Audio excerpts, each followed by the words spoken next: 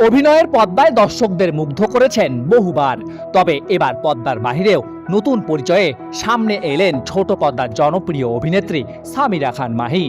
অভিনয়ের গণ্ডি পেরিয়ে এবার সরাসরি গাড়ির ব্যবসায় নাম লিখিয়েছেন এই তারকা।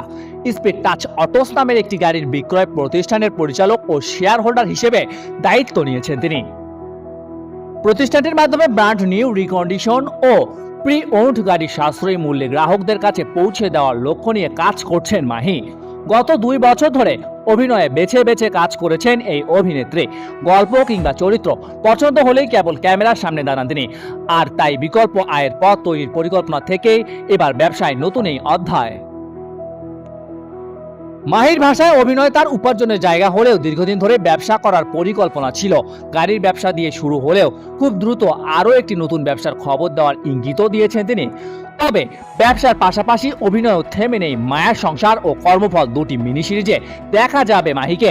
অভিনয় থেকে ব্যবসা, মাহির এই নতুন যাত্রা কতটা সফল হয় এখন সেটি দেখার বিষয়।